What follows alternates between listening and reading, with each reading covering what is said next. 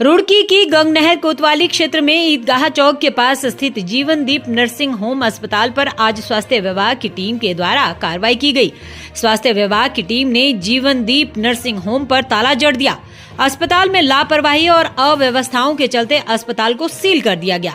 वहीं भर्ती मरीजों को तत्काल सिविल अस्पताल शिफ्ट करना पड़ा।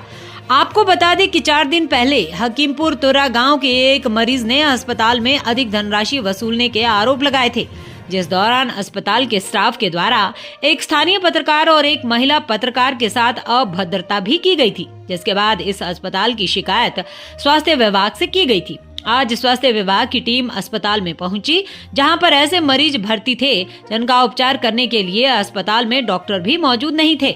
साथ ही सफरपुर गांव निवासी एक महिला मरीज ऐसी भी भर्ती थी जिसका 7 दिन पहले ऑपरेशन किया गया था, लेकिन अभी तक उसका खून बंद नहीं हो पाया है। ऐसे मरीजों को स्वास्थ्य विभाग की टीम के द्वारा सिविल अस्पताल में शिफ्ट कर दिया गया है। टीम को अस्पताल में कई तरह की खामियां पाई गई, जिसके बाद स्वास्थ्य विभाग की टीम के द्वारा कार्रवाई करते हुए अस्पताल को सील कर दिया गया है। इस मौके पर ACMO रमेश कुंवर ने बताया कि अस्पताल को सील कर दिया गया है। इसके साथ ही अस्पताल के संचालक के खिलाफ भी कार्रवाई करने की तैयारी की जा रही है। यानी जिस अस्पताल पर पहले मरीजों से अधिक धनराशि लेने और पत्रकारों से अभद्रता के आरोप लगे थे, वही अब मरीजों की जान से खिलवाड़ की हकीकत भी सामने आई है। स्वास्थ्य विभाग की सख्त कार्रवाई ने एक बार फिर लापरवाह अस्पतालों पर बड़ा संदेश दिया है। रुड़की पहुंचे हैं, किस हॉस्पिटल में पहुंचे, क्या पूरा मामला है? मुझे हम पे एक लिखित शिकायत आई थी यहाँ पे कि इस अस्पताल में कुछ अनियमितता चल रही है, तो हम यहाँ पे जो हमारा रूटीन होता है उसके दौरे पे आए थे। जब हम यहाँ पे आए थे हमें लगभग 20 मिनट तक कोई मिला नहीं, और उसके बाद जब हम यहाँ पे आए तो देखा कि यहाँ पे जो क्रिटिकल पेशेंट एडमिट थे और उसके अलावा जो यहाँ पे ट्रीटिंग डॉक्टर्स थे वो स्पेशलाइज नहीं थे। तो अब जो पोस्ट ऑप के पेशेंट रखे हुए थे उनको जो मैंने बयान कराया तो उनका ऑपरेशन किसी मेल डॉक्टर द्वारा ही किया गया है। और मुझे जो ट्रीटिंग जो डॉक्टर्स थे या यहाँ के डॉक्टर जो बता रहे थे उनकी बातों में जब हमने सवाल उनसे पूछे तो कुछ भिन्नताएं पाई गई, इसलिए हमने के डॉक्यूमेंट्स चेक करने चाहे तो अभी डॉक्टर साहब जो क्लिनिक के ओनर हैं वो पूरे डॉक्यूमेंट्स अभी हमें शो नहीं कर पाए हैं, तो अभी इसी पे कार्रवाई हो रही है। कितना सही मानते हैं, नीचे हॉस्पिटल ऊपर फाइनेंस की एक कंपनी है, तो क्या ऐसा पॉसिबल है?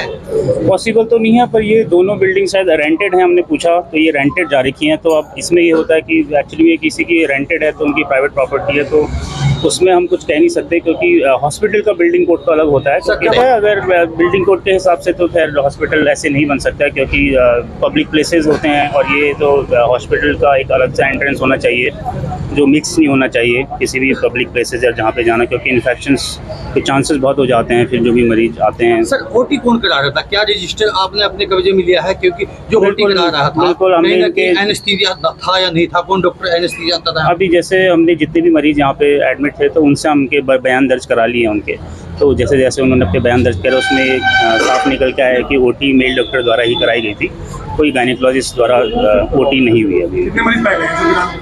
अभी फिलहाल तो 7 मरीज पाए गए यहाँ पे, और क्रिटिकल पेशेंट भी है, उसमें क्रिटिकल पेशेंट भी है, हेड इंजरी का पेशेंट है जो कि इस तरह की फैसिलिटी में ट्रीट नहीं हो सकता है। इन सबको हम इसलिए civil hospital post of care के लिए भी जो पेशेंट्स है बाकी उनको वहाँ पे शिफ्ट करा रहे हैं। सर इससे पहले मल्टीपल बीमारी से ग्रसित हैं, लेकिन डॉक्टर सिर्फ एक ही हैं। तो क्या एक डॉक्टर जो है सबका ट्रीटमेंट कर लेंगे? जी नहीं कर सकते, इसलिए इनके विरुद्ध कार्रवाई की जा रही है। नहीं, अभी मेरे ख्याल से इसकी तो मेरे भी संज्ञान में है कि पहले किसी डायमंड नाम के हॉस्पिटल से ये चल रहा था, अब पहले सील भी हुआ था, तो उसके बाद हो सकता है देखेंगे इनकी रिपोर्ट में, इंस्पेक्शन की रिपोर्ट में कि किस तरीके से इसको दोबारा से लाइसेंस दिया गया नाम बदल के।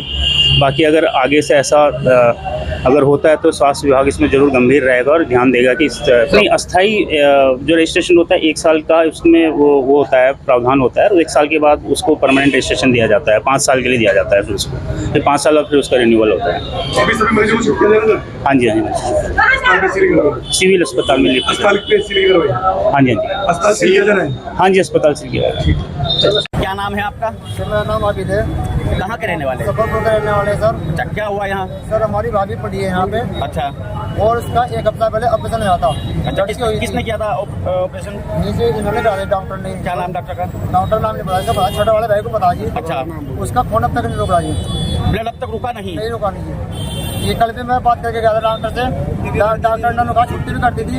डॉक्टर साहब से मैंने बात करी आकर, और डॉक्टर साहब ने बताया छुट्टी आपने करी, अगस्त ने भाई ने छुट्टी दिलाई, कहना छुट्टी हमने करी थी। मगर जी कोई दिक्कत हो दो, कहना कोई दिक्कत नहीं इस टाइम, मगर ये दिक्कत क्या क्यों आ रही, कहने से जिम्मेदार इसके हमें जी। कितने पैसे मांगे गए आपसे, कितने पैसे लिए? भाई को पता नहीं कौन सा हॉस्पिटल, अस्पताल कौन सा है? ये इसका नंबर आप जहाँ पर पढ़ो, जीवनदीप जॉनदीप। ठीक।